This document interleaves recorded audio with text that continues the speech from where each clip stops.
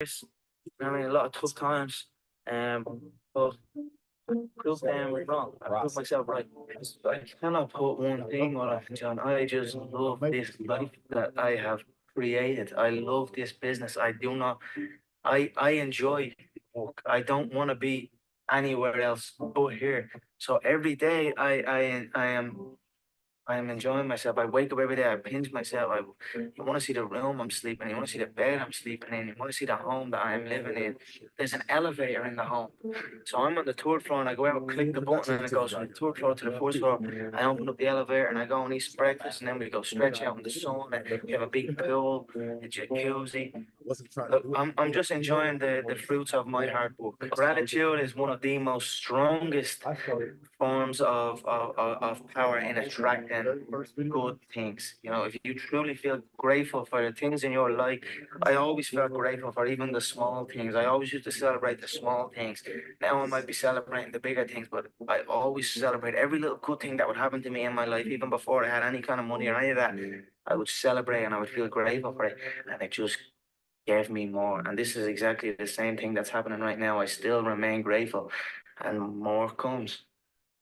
Good morning, everybody. It's now 10:03. Welcome to the 200th episode. I need everybody on the Zoom to go and share this link out, like full participation. Only reason why is because we have a huge interview, and we want to make sure that people catch this call live, because I've just been updated that there's a lot of new laws that have been passed. A lot of new regulatory frameworks are being passed right now, and you want to make sure that everybody is tapped in. So send this out to your mama, your daddy, your granny, everybody, you know what I mean? Just send it out. Make sure that they're in the know, because if they have crypto, this is the moment of a lifetime. You do not want to miss this. Welcome to the 200th episode. We're going to have a couple more minutes of this Conor McGregor speech, and we're going to get started. Let's go. If somebody said to you, you'll have, or you'll be as successful as you are now, what would have you said back then? Yeah, I'm really. I believe you. That's what I would have said. Because I did believe. I believed in it. I had very few people who told me that.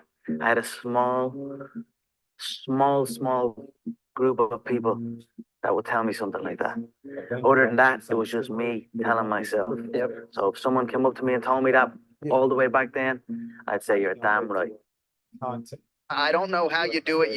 You seem immune to pressure. You got an entire nation on your shoulders, and you rise above it once again. Yeah, I don't just knock them out. I picked around, John. Yeah, I said this. I'm sure you're probably all thinking in your head, this guy is talking absolute dribble. He's not going to do what he says he's going to do. You're probably all sitting there thinking that. But now here we are again. And I done what I said I was going to do. I feed off this. I love this stuff. This is what gives me energy. Saying I'm going to do something. Putting it out there for the world to see. And then going out and doing it. There's no better feeling in the world than that. And it's as easy as that. Say what you're going to do and go and do it. When you're chasing your dream and when you're working hard, chasing something you love and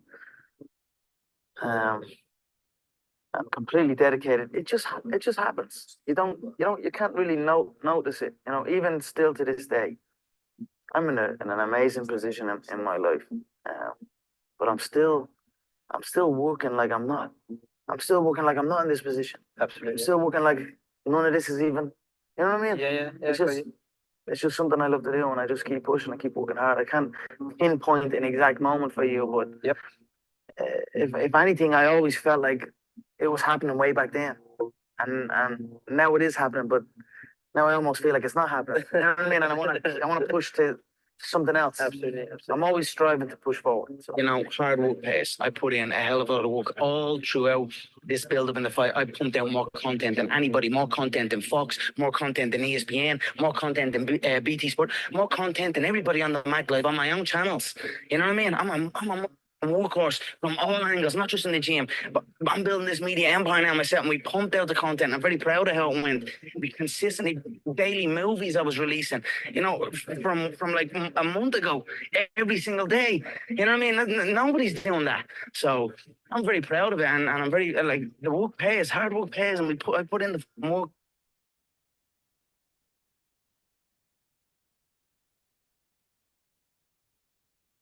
All talking. right. That's why I'm All right, let's go ahead and dive into today's call. Welcome to Coffee and Crypto. Thank you all for taking the time to be here.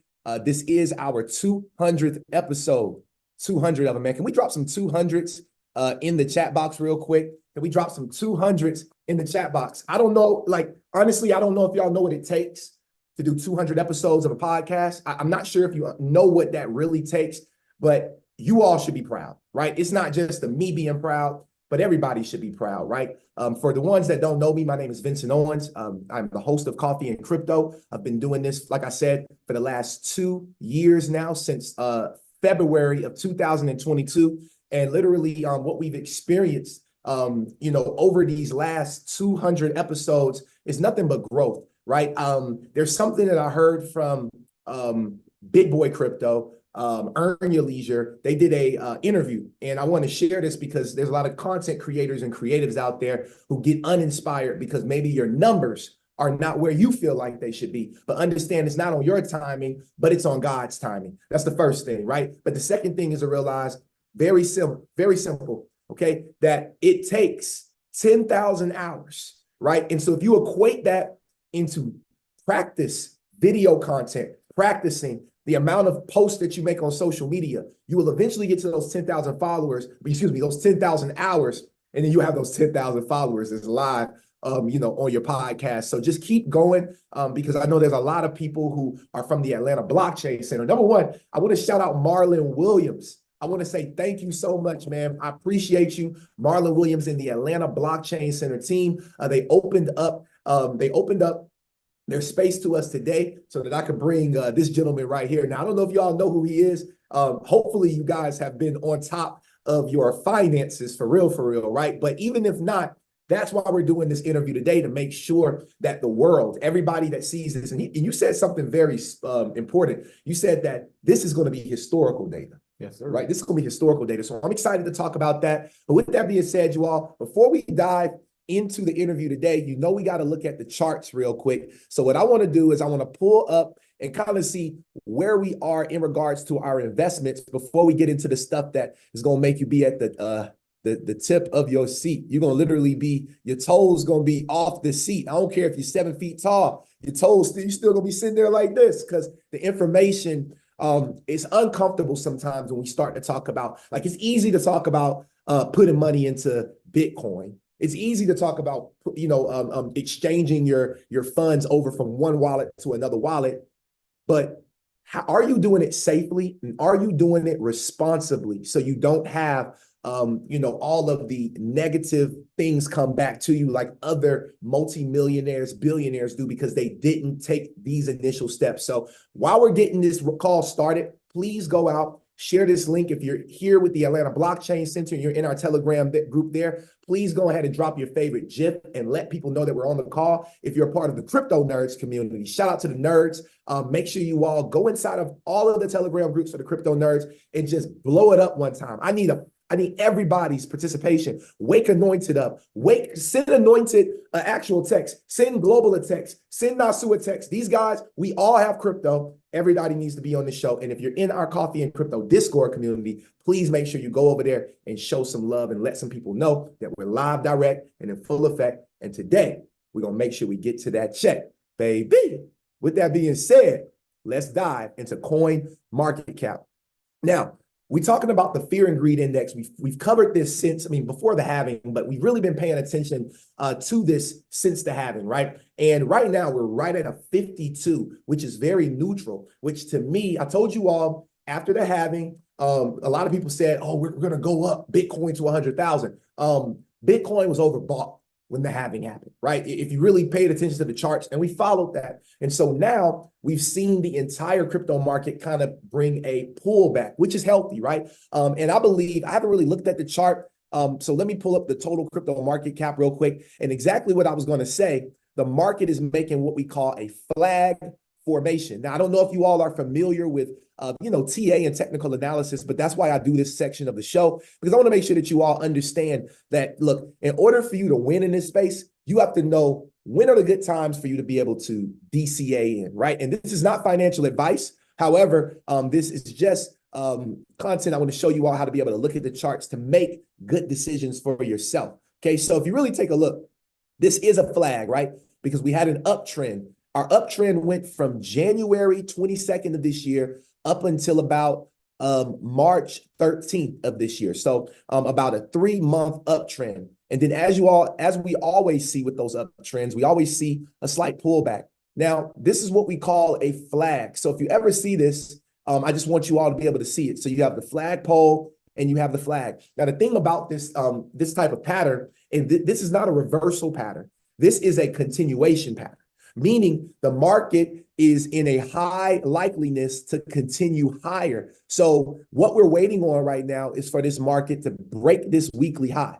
Once we break the weekly high, then we head to $3 trillion. Okay, 2.99 to $3 trillion, which is, my next level of resistance before, maybe we see something else. But again, I don't want to sit here and go too much into the charts. Just wanted to really let you all know where we are because we've been following these charts, but we do have a lot of information to talk about today. So with that being said, CJ, how you doing? Doing good, man. Awesome. I'm doing amazing, man. I just want to give them a great introduction. If y'all can hear me right now, if we're clear on all platforms, go ahead and drop some coffee emojis in the chat box. Coffee should already be being dropped right now. Y'all should already be dropping that coffee right now. Where's the energy at? Where's the energy? This man where you came from? Shoot, where did I come? I came from all places. I was Virginia, Houston, California. I've been everywhere. And you in Atlanta? Yes, sir. And I know you probably had other stuff to do here, but you took the time out because you fly out, I think, tomorrow or something like that. And I drive up to DC tomorrow. You drive out to DC tomorrow. Yes, sir. You know what I'm saying? This man is literally on a mission to impact. And I'm just grateful that you took the opportunity to come here to the Atlanta Blockchain Center.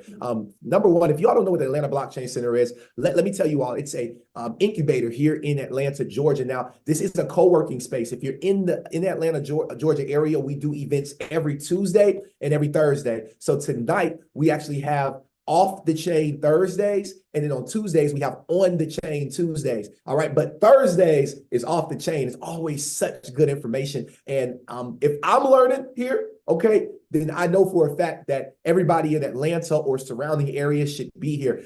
This space was created. It was created for one reason in the beginning, and that reason was to bring together the Atlanta Web3 community, specifically people of color. But there's no discrimination here, right? Everybody is welcome. But I love that here in Atlanta, we finally have a space where people of color can come build and actually progress in this craft because it's so important. So in Atlanta, we have a goal. It's called 10 in 5. We are going to make Atlanta a top 10 crypto hub, and Coffee and Crypto has now shifted. After episode 200, we have now shifted with Marlon Williams and the Atlanta Blockchain Center to make this one of our pivotal missions as well. So we are making Atlanta a top 10 blockchain center, okay, within the next 5 years. If you can count, just drop what year it'll be when we're into 5 years. Just let me know. If you can count, just look, because if you can't count 5 years, I don't know if they're gonna be able to keep up with what you got to talk about today, CJ. All right, so I'm just trying to test the room. So with that being said, let's go ahead. All right, all jokes aside, y'all know I'm a clown for real. So it's all good. All right, I'm always be myself. All right, and I think that's what this is all about. Now let's talk a little bit about Charles. Charles J. Kelly, also known as CJ the Smart Guy, is an entrepreneurial-focused certified public accountant who has a fascination with blockchain technology and cryptocurrencies. With a background in finance and accounting from Texas Southern University. Also, you HBCU. I went to Tuskegee, my guy. Yes, sir. All right, say less. All right. So CJ immediately took a corporate position as a subsidiary accountant at BNSF Railway.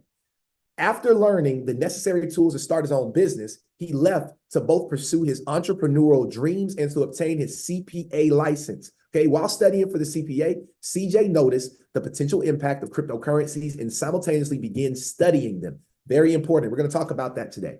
CJ has traveled the country twice. I think 3 times now. You just traveled again. So 3 times. Let's update it. CJ has traveled the country 3 times alongside Naja Roberts, educating the communities on the evolution of money. Worked at Jay-Z and Jack Dorsey's The Bitcoin Academy and has appeared in numerous Bitcoin-related books. Today, CJ is a CPA who focuses on cryptocurrencies, taxes, bookkeeping, and consulting. CJ, appreciate you being here. It's now 10:17, which is my angel number. Mo, appreciate you for dropping that. Let's go ahead and make sure we go drop this link in the group chats. Let's run these numbers up, y'all. Let's go. CJ, welcome to the call. Thank you so much, man. Appreciate you for having me on. Awesome. So what I wanted to do real quick is I want to start the call off by asking you this question.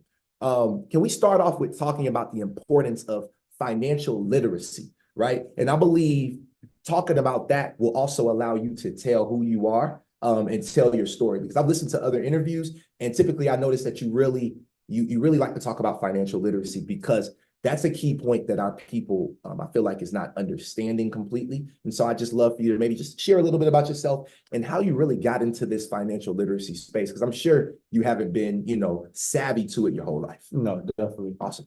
So when we think about financial literacy, you really have to think about the things that you value.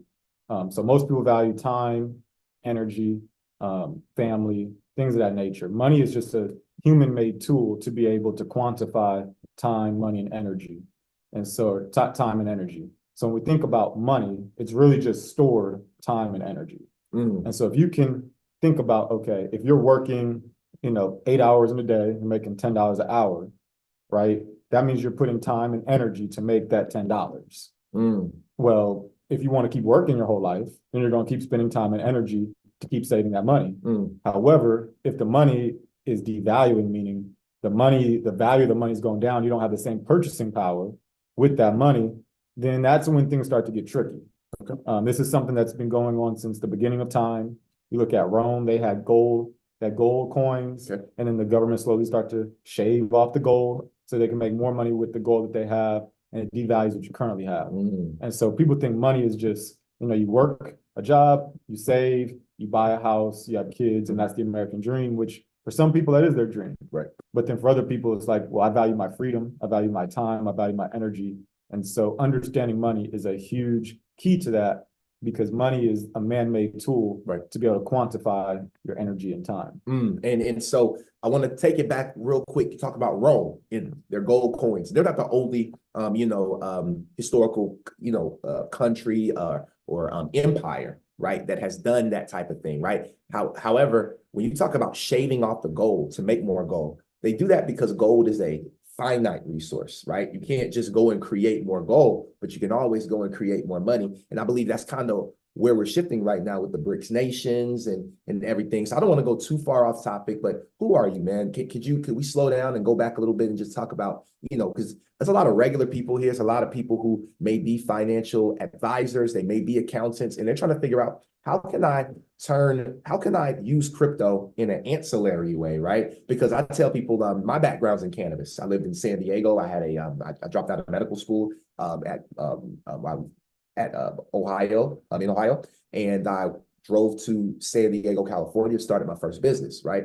And one of the biggest things for me was exactly what we was talking about. So could you just kind of talk about your background real quick, man, and kind of where you come from, so that everybody can understand you're not just this superhero guy. I mean, you are now, you're supernatural, but where'd you start from? Yes, for sure. So I was born in California, LA area. And so, so that's how you cool with Nip. Yeah, for sure. We'll talk about that. I went to Crenshaw Christian Center. That was my first church. That was my first school.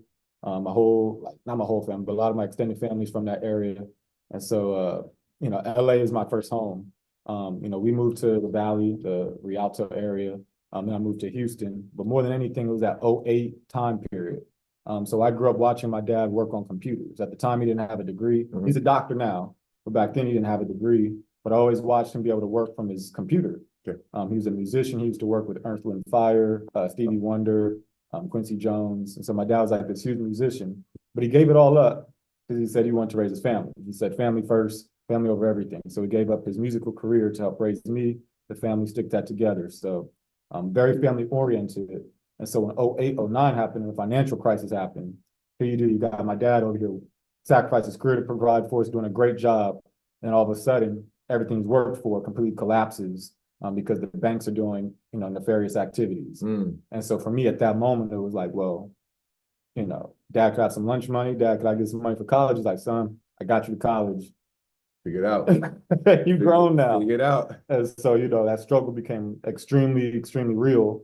Especially being in another state. whole nother state. I get it. Didn't know anybody, different culture. I get it. And you talked about being in the cannabis industry. Well, back then, like cannabis was illegal in both California and Texas. Wow. But more than anything, the cultures were different. Like guns in California are considered bad. In Texas, that's everyday living. Yeah. And so there's law and there's Texas law. So getting adjusted from the most Democratic state to the most Republican state, like the biggest like powerhouses was big. But both of those states still have extremely high prison populations. So the police force is still big. So some things didn't change, but the concepts completely changed.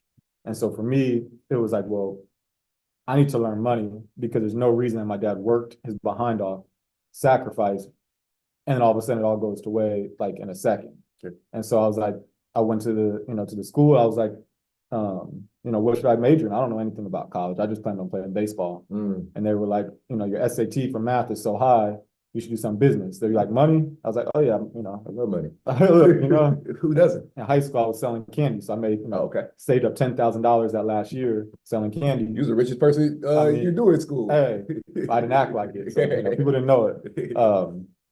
And so from there, it was like, they were like, if you do finance, that's how to make money. But if you don't have any money, then what you gonna make it with? Okay. And so accounting was actually learning the money, how to account for it. And so I was like, okay, let me learn the accounting. Now, I wasn't good at accounting at first. Okay. Like, it was boring to me. It was terrible. I had a way higher GPA in accounting. I mean in finance than I did accounting, but I stuck to it. I learned it. Okay. So I graduated finance and accounting, went to BNSF, which is owned by Berkshire Hathaway, which is Warren Buffett's company. Okay. And so I'm creating financial statements that literally say to Warren. And so I'm learning and I'm creating all the information. But what they didn't mean to do, I don't think they wanted to do, is they showed me their books to the point where I saw what the CFO was making and the higher ups were making. It's crazy, huh?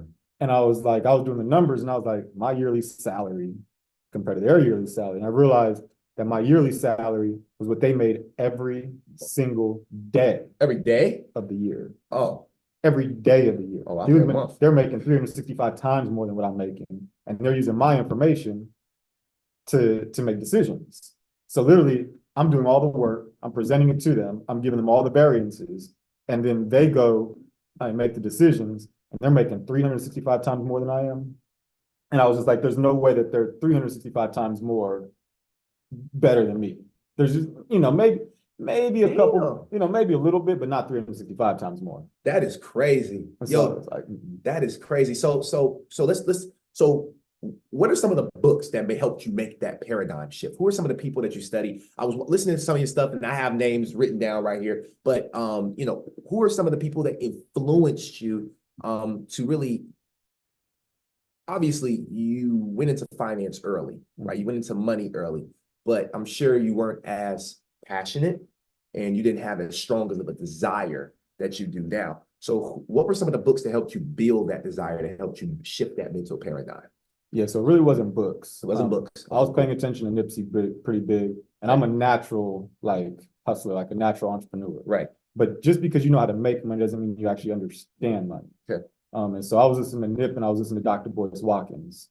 Dr. Boyce Watkins was always talking about leaving the corporate plantation. And so when Sandra Bland got murdered, I was in Texas and I felt like her story was similar to mine and it affected me in a very crazy way. Okay. And so I'm over here like kind of emotional at work and everybody else is just working like everything is fine. And I'm over here like, they don't care whatsoever. I care. There's no way that this lady quit her job because she felt spiritually that it wasn't working with her. Went to go teach at Prairie View University and got pulled over for something she shouldn't have got pulled over, or went arrested for something she shouldn't have got arrested for. And then the only video they show is her reaction to all the negative stuff they gave to her. And if you watch the videos, she didn't curse, she didn't say anything bad until after all her rights had been violated. And then she started cursing, but that's all you saw. And then she ends up in jail and she dies. And so for me, I was like, I have to continue her legacy. I watched all her videos. And so between Nipsey, Dr. Boyce Watkins, and then Sandra Bland, I was like, I got to leave this. And I paid attention to every single one of Nip's business models, his Twitter, his interviews. 2014 is when I first met him.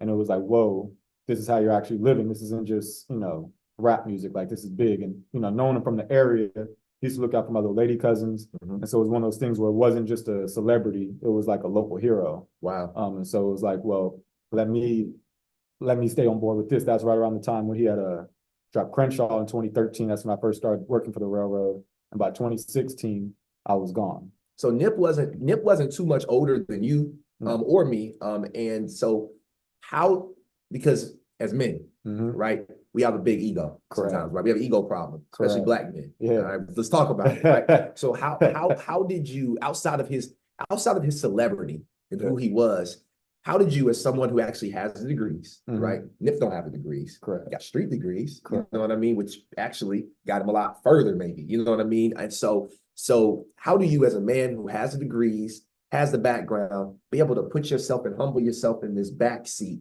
to be able to learn from Nipsey and really learn his hustle? Because I listened to one of your interviews and you talked about the strategies that you put within your business, right? That it mirrors from the clothing brand to everything. It mirrors Nip. So how did you put yourself in that back seat to be able to humbly learn that?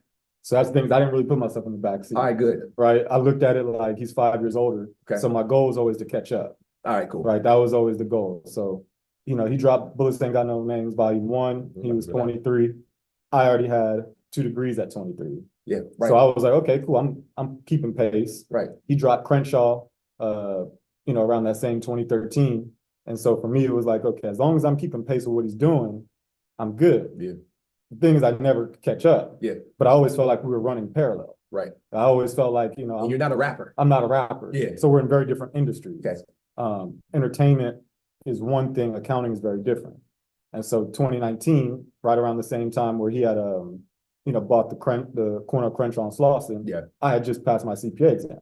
So for me, it was always like I'm keeping pace with what he was doing. Okay. It was never like I never was able to catch up. You know what I mean? But it was one of those things where it wasn't I'm taking the back seat. It was I'm coming for your spot, but we're not in the same industry. I'm coming for the spot same spot you sit in rap. I'm coming for that. Correct. In financial In accounting. In accounting. In accounting. In So accounting. the goal was to be his accountant. Nice. But kind of like what Idris Sandu is to the technology side. Okay. Gotcha. And so he was the CTO. My goal was to be the CFO. The thing is that February 2019 is when I passed my CPA exam, and he passed away March 2019. So for me, it was like a cliffhanger because it was like I did everything I was supposed to do. I aligned myself with Vector 90, which was his entrepreneur spot. The goal was to be able to connect Silicon Valley to LA with the technology. I actually went to UC Berkeley. I took a Bitcoin and cryptocurrency class out there, blockchain. And his also goal was to connect Africa to LA. And so even with the Black Bitcoin billionaires who I later joined in 2020, like they've got Bitcoin Africa podcasts. We've got conferences out there. I'm supposed to be going out there later this year to speak in Kenya. Okay. And so it's one of those things where it's like, you see the mentor 5 years ahead of you. I'm going to keep pace. And at the end of the day, I was always looking back at, well, in 5 years, as long as I'm keeping pace with where he was at, I always felt comfortable. But it was like a friendly competition. It wasn't like a jealousy thing. It was like, it was like sports. It was like you want to take out the best person, but at the same time, it's a respectful thing. Right. And so I always looked at it more like a big brother type of, I gotta keep pace. Okay. It was competition. He probably never felt like that at all. He probably was just looking at it like, hey, just keep going. Just keep doing it. Keep going. I'm showing myself to Black Sam. He's like, okay, keep going. Not impressed. Dave Gross looking at my stuff like, you got a long way to go. So I never got the sign off. However, in my mind, it was like, once I got my license, I would have got that sign off.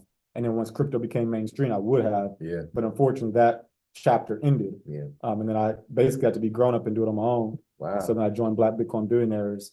And I've been doing my end on the deal as well. So that's amazing, bro. Very familiar with everything that you talked about, and everything that you're saying is very relatable. And I think a lot of people can relate. We have a lot of people that I know that on the show that's out in LA, San Diego. I'm sure they pass that store all the time, on Slauson and Crenshaw, right? So what is the importance of establishing an ancillary crypto business, like a tax preparation company or you know, like a real estate, you know, management company for blockchain? What do you, because a lot of people think that they have to start a crypto exchange, or they have to physically be in crypto to be in crypto. Yeah. And so like there's a media, like I have a media company, right? That's an ancillary business. So what's the importance to you in regards to that for the next person? I know you were already in your own lane, but for the person that is trying to figure out how they can take what they do today and add this in, why is that important for you? Yeah, so I think it's just conceptualizing what's going on. Okay. So most of us are just used to the US dollar. And so we take jobs, we do odd jobs for it. But when you're dealing with, like, let's say gold, and that's a different type of money. California had the gold rush, everybody going out to California to get the gold. Okay. But it's one of those things where it's like, well, if people are going to get the gold, they're going on a route. Why wouldn't you want to build businesses along the route? That's almost guaranteed money versus you just trying to get the gold. What if you don't get the gold? You get what I'm saying? So creating those businesses along the way is actually more guaranteed than just trying to get the gold. So the picks and shovels. The picks and shovels. You can easily, get make some products that can sift out the gold versus the dirt. But you can also say, hey, I'll sell food along the way. I'll sell picks. I'll sell, whatever it is. And so for me, it's like, well, if everybody's going towards crypto, they're just going to get taxed. Yeah. I'm not pro-tax. Like, I don't like taxes, but it's one of those things where the government's going to want their fair share. And so, at the end of the day, this is a country, and they do use a portion of that money for the things that we need, railroads, protection, things of that nature. And so I'm not completely anti-taxes. Right. I just want to make sure that we're all paying, our fair share, which we'll go into fair share later. But one of those things where it's like, you don't have to get the goal. You don't have to build a product or a service that's directly to the goal, but you can do things along the way. And because it's an entire different financial system, just like with gold, with Bitcoin, cryptocurrencies, blockchain, it's an entirely new financial system. So nobody's done anything. This is the complete wild, wild west. Wow. Just like 1849 when everybody was going to get the gold. So everybody should have a business in this, because everybody. And even if you don't have a business in it, just start accepting it. Be a part, or be a part of, like I listened to Grant Cardone say something one time. He was like, dude, we don't need another bar. In Atlanta, we don't need another hookah lounge. We don't need that. You know what I mean? We don't need another but what we need is people who have value to go add value. So maybe you're not the person that creates the company, but Web3 is a great space to be, is basically what we're saying, getting into this space. So I want to talk a little bit about what people are here for. But before we get into the current laws, right, can we talk about the history, right? The history on the evolution of crypto tax laws based on the IRS laws. Yeah, so it's a long history. Sure, that's a rabbit hole. Yeah. Okay. So, long story short, before 2013, it really wasn't considered money. A lot of people were using, like-kind exchanges for different cryptos. Government came out and said you can't do like-kind exchange. What that is if you're trading like Ethereum, Bitcoin, Litecoin, those type of cryptos, they were saying, well, since it's property, and I'm gonna change for another piece of property, then the cost basis, which is the amount you paid for it, plus the amount to deliver it, it should stay the same. So it was treated like real estate or something? Correct. That's the way that people were viewing it. But then they said, no, you can't do that. Okay. And so then people tried to figure out different ways around it. And so people just weren't really paying too much taxes on it. There wasn't too much oversight on it. I think the Tax Cuts and Jobs Act in 2017 under Trump, that was like the first time that you start to see any laws pertaining to it at all, because that's the one that said that, outside of 2013 and 2017, there was like-kind exchanges only for real estate. See, before that, if there were two cryptos that were not considered very different, if they were considered like-kind, you may be able to get away with it. Okay. They only specified, I believe, 3 different cryptos: Bitcoin, Ethereum, and Litecoin. Yeah. So there were other ones that people probably getting away with. The tracking was very difficult, but that tracking has increased and immensely. And so now in 2024, you're seeing laws, being proposed, passed left and right. There's fights going on between the SEC, federal, judicial, IRS. Like right now, this is a complete battle that's going on within government. Yeah. And so laws, It's the bipartisanship, right? It's the Democrat versus Republican, or is it not even that? it's actually not, it's not completely bipartisan. It's not partisan, really. It's not partisan. You know, we've got people like Cory Booker on the Democrat side that's pro Bitcoin and crypto. You've got Elizabeth Warren, who's the biggest anti-crypto person. Yeah, she's. Um, We cover her a lot here. yeah, Yeah. you've got people like Senator Lummis, who's probably one of my favorite senators in this crypto space. I rock with him. Yeah, out of Wyoming. What's the black guy name? That be up there, young black guy, not the African, not the short African guy, but he's up there. He's up there with Senator I can't think of his name, but anyway, it's a guy. I can't think of his name. It might be Booker. He's out of New Jersey. Yes, he's a black guy. Yeah, that's what I'm talking about. Tall. He's okay, brown skin. He's Democrat, and then I like him. We have Hill Harper running in Michigan. He's pro crypto as well. Oh, I didn't know that. Yeah, hopefully Hill Harper becomes Senator Harper as well. Let's go. So they're on the Democrat. He wrote some books. Yeah, for sure. That's dope. Okay. Shout outs to Hill Harper. Hope you win. Yeah. Let's knock it out. Yeah. So it's, we've got some people that are pro, some people who are anti. Unfortunately, you've got like the squad, AOC, Rashid Tlaib, Ayanna Presley, and there's one Omar, I forget her name, Ilmar Omar from Minnesota. Okay. I probably butcher her name, sorry, but they're all anti-crypto.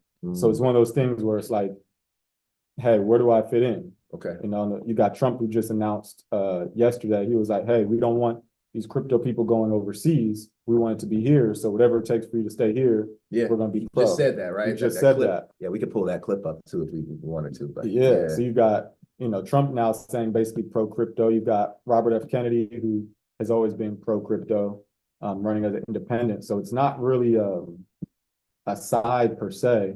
It's just which individuals are forward and against it. And as of this year, I'm kind of just looking at it like, single votes, like or single issue voting.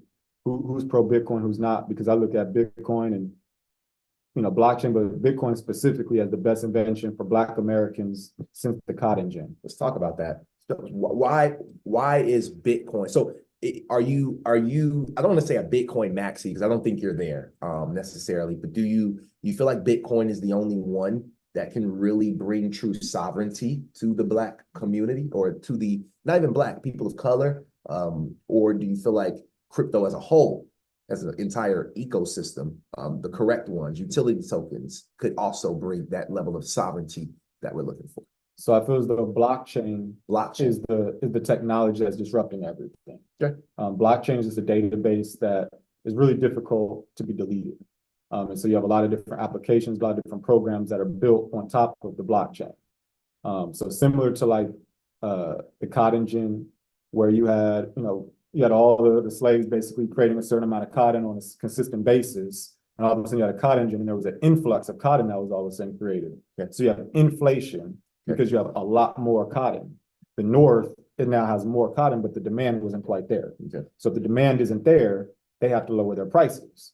And now they're saying, well, our profit margin is getting lower. So South, free your slaves because you're creating too much, you're messing up our profit margins. The South is like, what are you talking about? This is our way of life. So they wound up fighting civil war. Somehow Black people get free out of that. It really wasn't about us. It was about the inflation of the cotton that was created. And so now we have this blockchain where now you can keep track of every single transaction for whatever coin that's out there, and they can see it. So now, Robert F. Kennedy just said if he was president that they would put all the finances, everything in the government on the blockchain so we can all see it. That's crazy. Well, then that means you're going to expose a whole lot of issues. Okay. So whether he can actually put the fiat on the blockchain or not, I believe with Bitcoin, because there's only 21 million and it's not controlled by any one government, it's not controlled by any one entity, I feel as though that's the one that can be revolutionary for us. Okay. That doesn't mean that there won't be other cryptos that are great. I feel as though in 10, 15 years, everything's going to be tokenized. Real estate, relationships, air, water, cars. If we have autonomous cars, who's to say that you can't increase the amount of crypto that you pay? Your other cars automatically move out the way and you can zoom 100 miles an hour. Who's to say that that wouldn't happen? Wow. So I feel as though tokenization, we're not even at 0.1% We not. of tokenization. And so there will be some of these tokens that skyrocket in value that we use that can bring sovereignty. However, I think all of those tokens are going to be based in Bitcoin. Okay. So, you know, if you create a coin, somebody else creates a coin, you know, you're going to have environmentalist coin. There's probably going to be free coins that they give out to incentivize people to do something. Absolutely. That's why I tell people, you know, we took the hook. They gave us two. They gave us the relief, COVID relief, right? Stimulus checks. All right. And then they also get not one person said, no, I'll take this stimulus back. Right. And then they also gave them the PPP rep play. Right. And that was and the EIDL, which all of those were stimulating, you know, components to our economy. However, I guess my question to you is this: when it comes to CBDCs, central bank digital currency, I don't want to go too crazy. I'm ready. All right. So we talk about CBDCs and then we talk about blockchain. We know that blockchain is going to have a lot to do. These technologies, right? Blockchain, right? It's going to have a lot to do with CBDCs. Now, when it comes to taxes, now I know that they don't have a CBDC tax structure yet, but do you think that the CBDC tax structure, just being futuristic, think it's going to run more along the ends of what they tax for crypto? Or do you think it's going to be more of how they do it with your traditional income taxes with your regular US dollar or country's currency? So three things. One, I think that we move to a central bank digital currency. The accounting profession becomes automated and it's like 95% gone. It becomes more of a consulting type of ordeal or financial advising more than actual operations. And you're leveraging AI to get the job done. You may not even need to leverage AI. No. If you have central bank digital currencies, every transaction is automatically on the blockchain. Meaning, why do I have to sort out the expenses? Why do I have to create a tax form when they already see everything? So that's one of the reasons why I saw, hey, I need to be a front runner in this because it's about to automate my job. And so like, even like with AI, like you said, ChatGPT has already taken away 90% of my consulting revenue because people are, instead of before they would say, okay, I'll pay you, you know, $600-700 for an hour to ask you questions. Now they're like, let me ChatGPT this. Dude, I went to chat and every question on here. I'm not gonna cap. I was just like, I'm gonna see if it, but I'm not a questions guy, so I can't stay. But like I literally went to ChatGPT. I said, top 10 questions that you would ask a crypto tax advisor. It gave it to me and I said, these doggone questions is not personable at all. Like I'm like, I'm like, these are the same questions he got on the last interview he got. I said, you gotta be a little different, bro. You gotta be different. And the thing is so instead of me getting that consulting revenue, now they basically want me to review what they got from a ChatGPT. So now instead of it being an hour conversation, now it's a 10-minute review. And so it's like, okay, so I have to pay attention to how technology is affecting my company. And then I have to start leveraging the AI.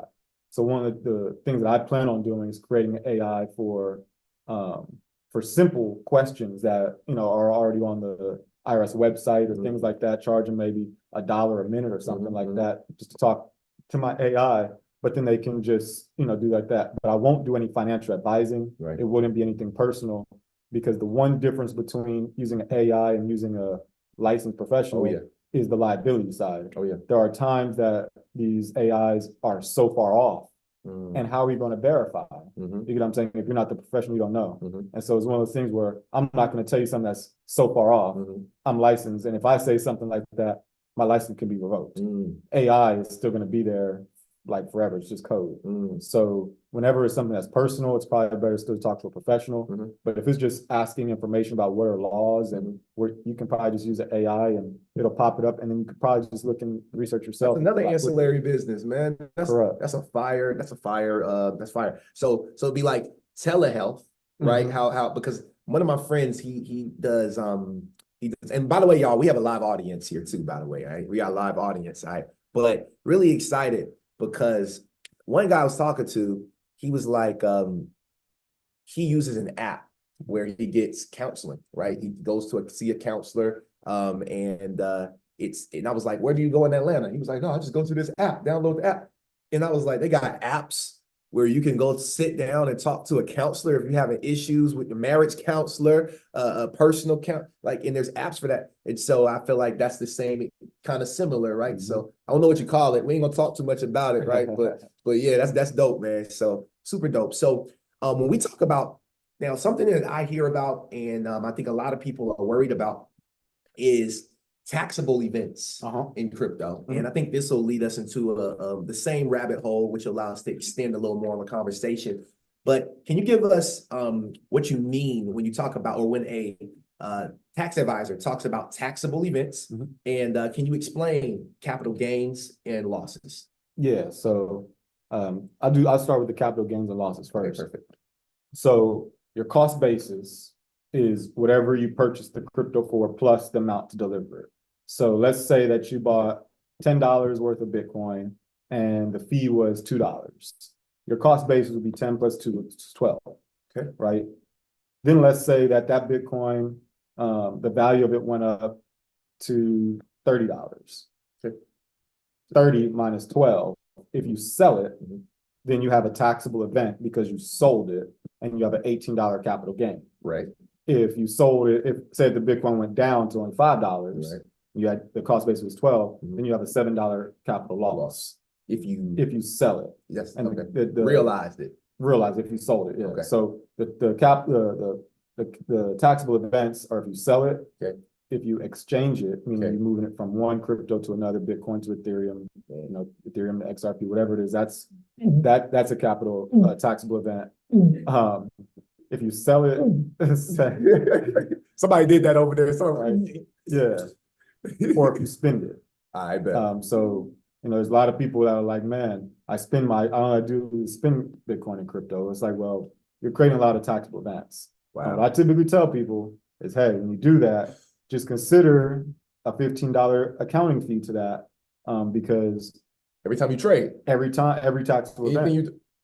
So it's one of those things where it's like, hey, if you're making a big trade, I gotta get up with you today, man. I'm just saying, like, with you, man. If you're making a big, like, you bought $10,000 with XRP and it went up to 100,000, that $15 accounting fee don't matter. Yeah. But if you're doing all these micro trades and spending, that adds up. Okay. And unfortunately, like, a lot of these exchanges, they're now required to send out 1099s. KYC. Correct. The KYC exchanges they're required to send out these 1099s. KYC meaning know your customer, meaning it's attached to your social security number. But they have not been able to keep track of your cost basis. So they're only looking at your spends and your sales and your trades, and they're coming up with that number, which might be accurate, but then they don't have the cost. And so they're doing it from zero all the way up. And so you get people who are getting these 1099s that show they're making these astronomical gains, and they really haven't. And so the IRS is auditing a ton of people right now. Like, they are going crazy with the audits, and they're increasing them like in a massive way. And the focus on these audits is in cryptocurrency industry. And so is that the take? Is not to cut you off, but they're auditing before crypto really explodes, because if you're not doing it right, then you could have to they could take your crypto from you, right? Technically? Yes and no, but understand that if Bitcoin started off at 10,000 Bitcoins for 2 pizzas, okay, and now it's at 60 to 70,000, in their mind, it's already taken off. Okay. Because they couldn't get their hands on it. I forget the exact estimates, and I don't even think their estimates are exactly accurate, but they're saying that there are billions of dollars that the taxes have not been paid in this crypto space. And so they are spending billions of dollars to try to investigate that and to go grab it. And so they have, for years now, they've been putting out what I call audit traps. So in 2019, they first added a question if you've been involved with digital assets on Schedule 1 of your 1040 tax return. But in 2020, they moved that question from Schedule 1 to the front page. And so since 2020 has been the front page, if you click no, but you've been doing a KYC on these exchanges, they're just going to use like a cross-reference, and they're going to build a case for you later on. So the day that you say, okay, man, I made $5 million from this crypto, I'm gonna go buy a house, and they do that check, they're like, audit, taxes, you owe us. And so they're just building up cases on people until they can really get the technology to fully be there.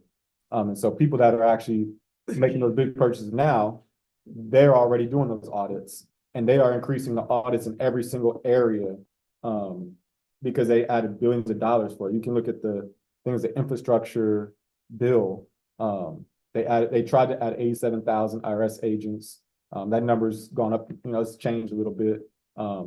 But the audits have increased in every single area. And then in addition to just being on the 1040 for individuals, they now add that question to the 1065 partnerships, the 1120Ss, and 1120 corporations. And so it's a full out look, and even we look at DAOs where it's supposed to be anonymous. Yeah.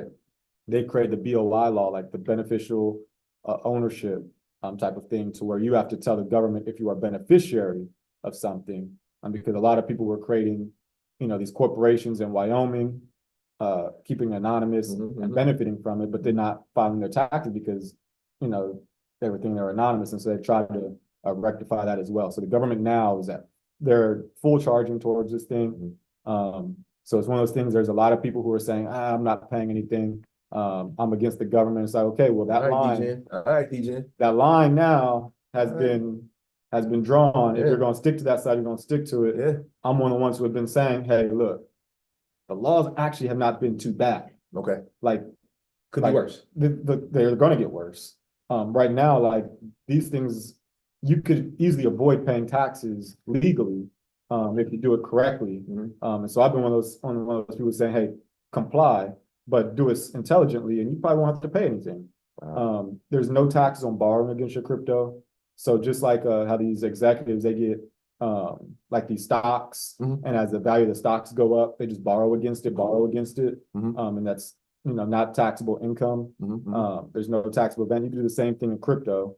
Just make sure you own your keys, so that you don't lose everything. So people on FTX or Celsius or Novatech or all those companies, a lot of them lost their money.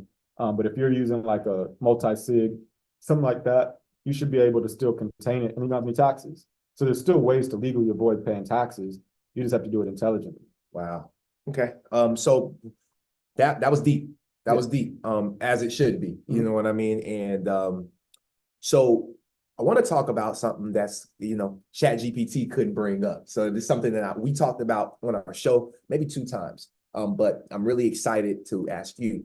So can we drop some coffee real quick all over the internet? I mean, can we light it up one time for CJ, the smart guy? I literally I didn't know you was this smart, bro. This is crazy. And it's different. You talk about when you're interviews, you talk about how important it is in person, to meet with people in person versus and I related to that. I was like, man, I'm a full believer in that. Now, Joe Biden, his administration, they proposed something that was a little disturbing to me and in our audience, which was them potentially taxing even unrealized gains. Have you heard about that law that they were trying to, or bill they were trying to push, and how did that go? Yeah, I mean, nothing's been passed. Okay. So it's all speculation has been going on for years. Okay. So I try not to get too far into speculation. But the idea behind that is to cover up the loophole that I was just saying, where a lot of these executives, these billionaires, they take a $1 salary at their job. I get you. They get certain stock and options or whatnot, and then with the unrealized gains, the price appreciation, they just keep borrowing against it, never have to pay any taxes. Okay, I see what you're saying. That's what that was. And so they're trying to cover that loophole. However, Congress uses those loopholes. So I don't think that Nancy Pelosi would be too happy with that. So I don't think that that's ever going to get passed, simply because Congress benefits from those loopholes. Just like when they asked Trump, why didn't you pay your taxes? He said, I'm smart.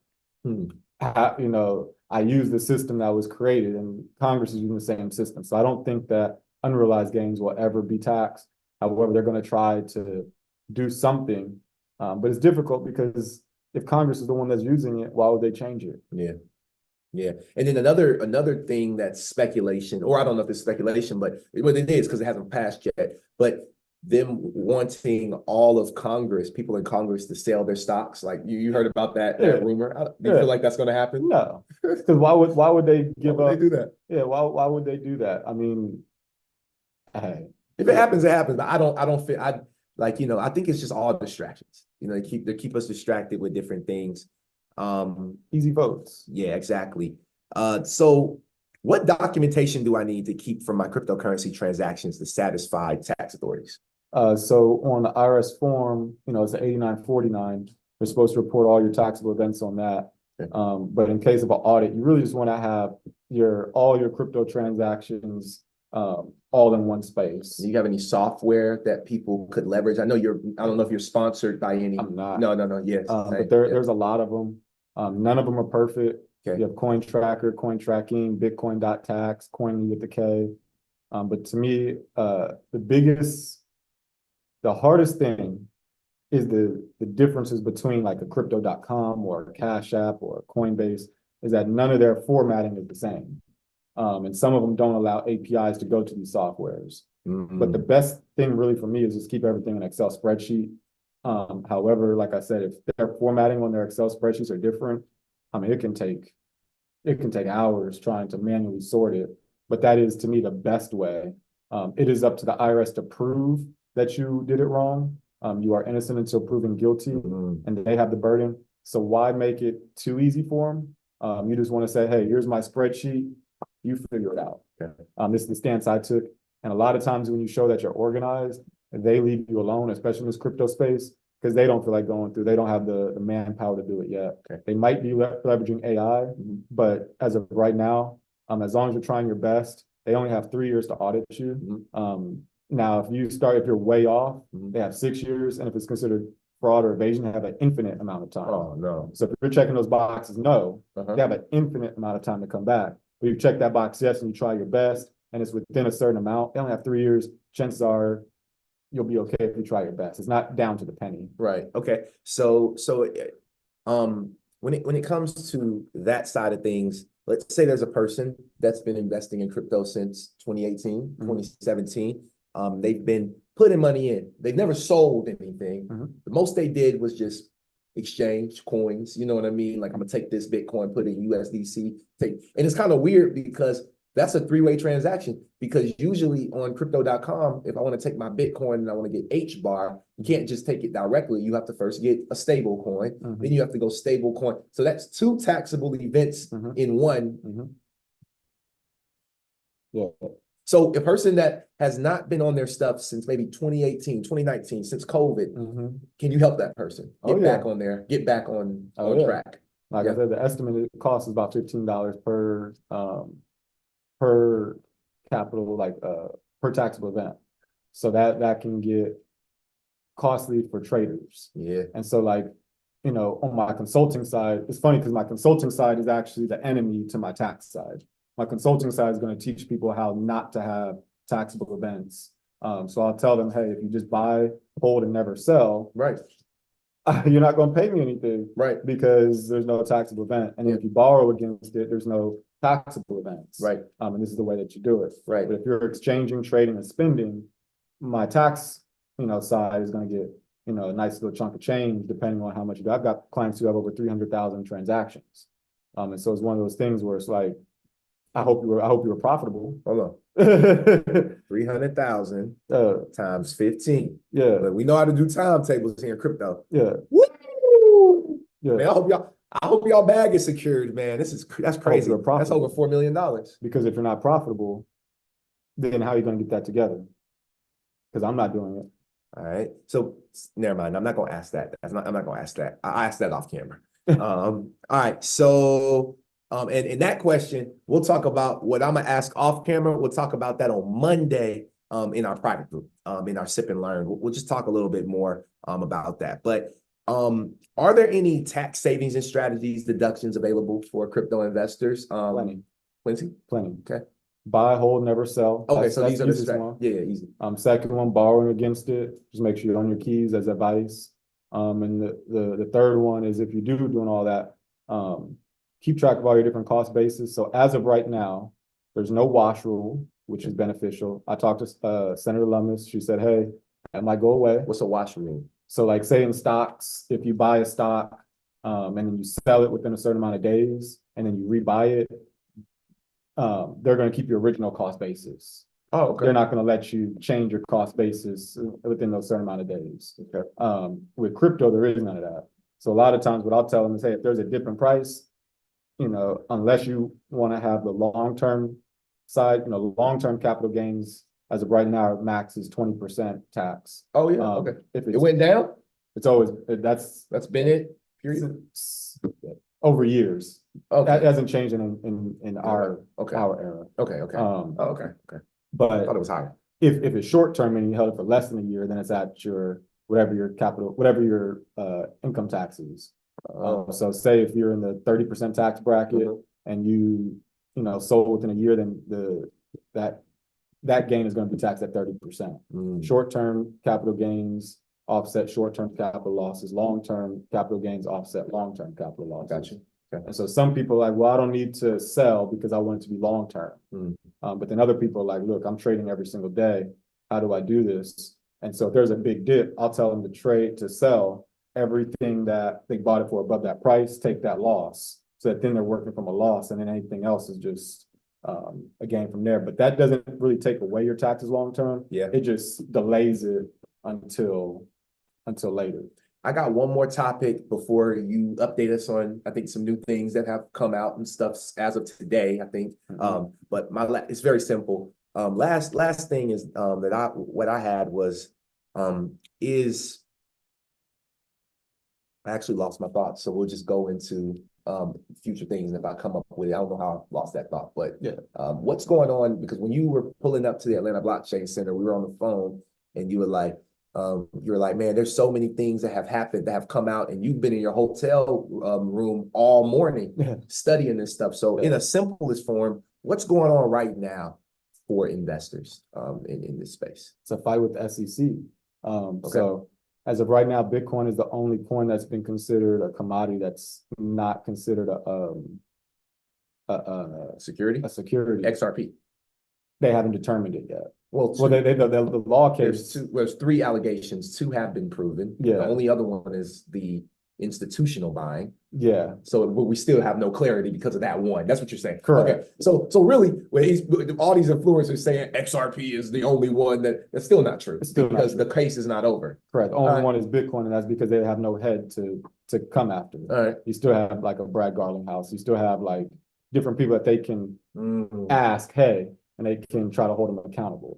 And look at that XRP case has been going on for almost 3 years. I mean, I think it is 3 years. Yeah. You thought you were exaggerating. No, it's probably been 3 years. It's been 3 years. Yeah. 3 years was last year, 2023. Yeah. 2020. Yeah, long time. So when we look at the SEC, they want absolute power. And so there was a bulletin that was passed, staff accounting bulletin. And my first time reading it, I thought it was okay because it was just accounting instructions, and I'm not going to get all into that, just liabilities and stuff, how it's accounted for in the balance sheet and putting disclosures. That's the stuff that accountants know that the public doesn't really care so much about. But in there was one little line. I think it was in chapter 8, title 5, where it's basically saying that this is going to be completely over the SEC and there won't be any judicial review on it. And Congress, the House, they just approved 121. It's like a House resolution that said, hey, we're going to agree to that, except we're going to amend that one line that says that there won't be any judicial review. And then Joe Biden, I believe it was today or yesterday or maybe 2 days ago at the max, he came out and said, hey, if this gets approved by the Senate, I'm going to veto it because I want the SEC to have full control over all of these things. Oh, man. And so I'm looking at it, I'm like, why would you want the SEC to have full control without judicial review? Right. And then when you look at some of the bills that were passed May 1st, which I won't get too much into that because it can take away some of your freedom of speech, talking about different foreign nations and things of that nature. It's one of those things where it's like, are these connected? And when you look at like Isaiah Jackson and something that he said and how he got fired off of that and how certain people were treated in the space for just mentioning certain things, you start to really question and you start to connect dots. And so I'm starting to connect dots. But you guys have to do your own research. Don't take my word for it. Just make sure you do your own research. But May 1st, there was some huge bills that were passed that could easily limit your freedom of speech and talking about different foreign nations, and some of those foreign nations don't even have to report as they're foreign. So I'm not even able to track the money because they don't have to report as foreign. And why don't they have to report as foreign? And so when you start to connect all these dots in the world and what was going on, you start to really understand where crypto could be going and why they're trying to limit it and things of that nature, because it's all about power. And the power, once again, is about your stored energy and your stored time. So if they can steal your stored energy and your stored time, then they have absolute control, and they don't want us to equal the playing field, because that's what crypto, Bitcoin in particular, was made for. Is it's limited, and we can all have access to it, and we can all see every single transaction. It's ultimate transparency. So to me, that is perfect capitalism. But if you live in a country where it's not really perfect capitalism, it's bought capitalism, then who's the buyers? And if I can't track it, then that's why I agree with Robert F. Kennedy, where it's like, well, let's just put everything on the blockchain so that we can all have transparency, because to me, that's the ultimate capitalism. Yeah, I agree. I agree. Man, this has been a heavy episode. I know I'm gonna have to go back and watch this thing and look up some of these codes and really get because this space really requires you to do your own research. How can people find you, find your content, get in touch with you if they want to leverage your services? Could you just let us know that information? Yeah, CJ the Smart Guy, pretty much across all platforms, Instagram, Twitter, LinkedIn, Calendly, if you want to book something. Yeah, CJ the Smart Guy, no extra spaces, letters, numbers, because there's lots of fake pages out there. I had to verify my Instagram because I saw that. hundreds of Man, I got so many fake pages. I think I need to verify mine too. Yeah, so I'm paying money to keep you guys safe. I know. I'm just trying to avoid it. At least you can just give me a follow. But yeah, CJ the follow. Smart Guy across all major platforms.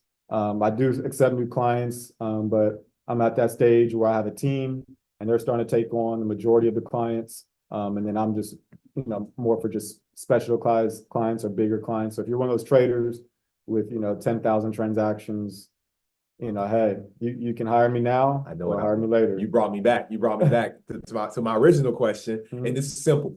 So, Forex traders is Forex isn't as bad. No, for tax purposes. Oh, okay. It's really the crypto they be space. trading all day. So Forex. So what if I'm using a Forex platform like a MetaTrader 4, but I'm trading Bitcoin or Ethereum? Are they gonna because that's in the exchange market? So it's like this. Whether you're using like a Webull, whether you're using a DeFi, whether you're using a Cash App, whatever you're using, you are responsible for your own taxes. Now, if you're using mostly just stocks or using foreign exchange rates, most of those like financial instruments are going to be included on your 1099s accurately because they've already figured out how to do all of that. Crypto is a specific new industry that they have not figured out how to keep the cost basis for all of this.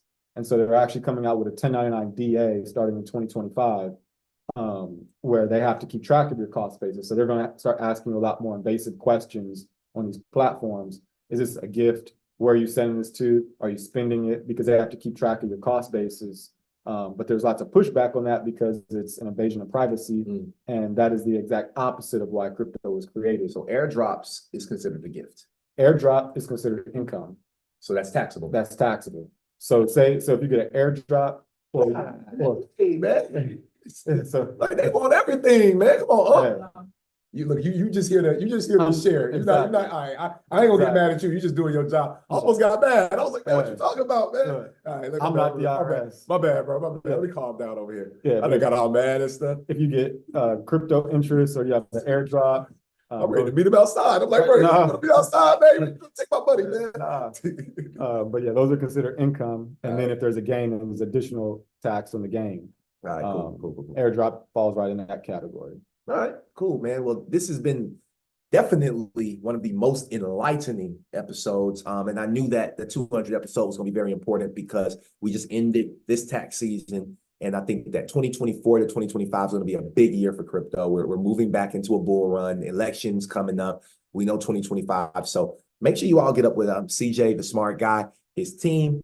I definitely appreciate you for taking the time to be here, bro. It means the world to me. And I'm looking forward to the next interview, maybe in 2025, us doing it on maybe a bigger scale, man. You never know. But look, I want to give you guys is there one word of advice that you would give before I close this out to anybody that's on the call? It doesn't have to be tax advice, but is there any life advice that you would give?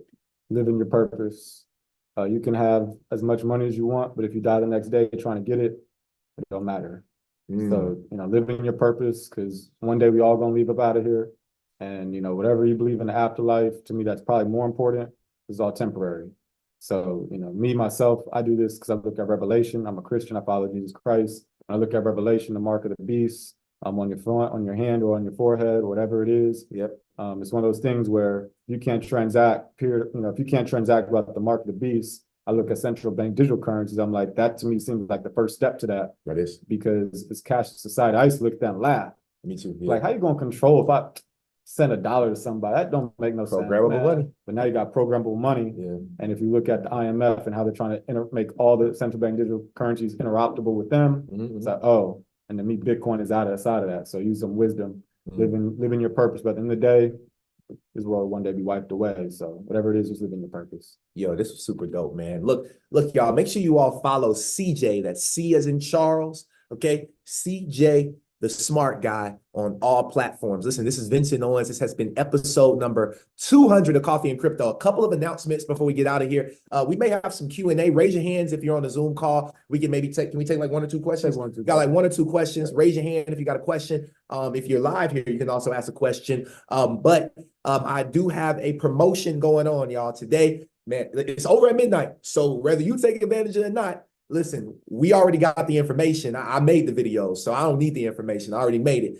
But you all know that master classes are really important to us here at Coffee and Crypto. What I'm doing for you all is I'm going to celebrate the 200th episode. Usually my master classes are anywhere between $100 to $200 per masterclass. You all will be able to get all of our masterclass: XRP, HBAR, VeChain, Stronghold, the DPN masterclass. We have 2 other ones so about 7 masterclasses you'll be able to get for $200 one time. You have to click the link in my bio right now and go and grab those. I'm not doing, there will not be an extension into Friday. I promise you that. So if you do not go and get it, you guys can Klarna, if you need the Klarna hookup, y'all know I got that, whatever you need, but make sure you all plug in. Go and grab those master classes, and then also make sure you tap in after you go and grab those master classes and you out here buying that crypto. Make sure you got your taxable events together, man. That's something I learned today because, shoot. Hey, it's a guy on Instagram that go, I just learned this today. I just learned this today. I just learned this today. Did you know? I just learned this today. All right, that's how I feel. I just learned this today. All right, so anybody got any questions? Let's raise up those hands. I don't think, let me see, maybe there's questions on YouTube, but for the most part, I like to take people on Zoom. So y'all, if y'all have any questions, let's make them quick. Raise those hands up. If not, then we're going to get up out of here if y'all don't have any questions. Let me just check the chat real quick and see if we got a lot of fires, a lot of coffee, a lot of amens. All right. Somebody put TJ. No, I saw TJ. That's why I corrected it and said it's CJ. But that was part of the thing with Nip. So Nipsey created Nipsey Hussle with the nostalgia from Nipsey Russell, because Nipsey Russell was a wordsmith, and so he created Nipsey Hussle because it was more special to him because he was more of a hustler. And everybody identified me as a smart guy in high school, college, because I was helping him, get through school, get him into college or whatnot. And so I took that same nostalgia and said, well, instead of TJ, I'm CJ. So the same way people like Nipsey Russell, talking about hustle, it's funny how they put TJ. So it's the same nostalgia. That's part of the business model. That's part of the business model. Hey, well, I appreciate y'all for following the model. You know what I mean? So I don't see any hands, bro. I think everybody got the value that they needed. Make sure you all follow CJ, the smart guy, on all platforms. Make sure you all also go to this video, go to the YouTube. If you're on Zoom or Twitter, man, go to our YouTube, Coffee and Crypto Network. Make sure you subscribe, like this video, and just drop the words, thank you, CJ. All right, thank you, CJ, in the comments on this video. And that will, that will help us with the algorithm, allowing other people to be able to catch it. And the more thumbs up we get, the more people that goes and see it. So thank you so much, each and every single one of you all. And just like always, I'll see y'all at the top, not just from the top. But if you don't get into space, I'm gonna be looking at y'all like this. Like, y'all should been in this thing, man. Y'all should been in this thing. So with that being said, have an amazing day. Peace and blessings, everybody. Let's go.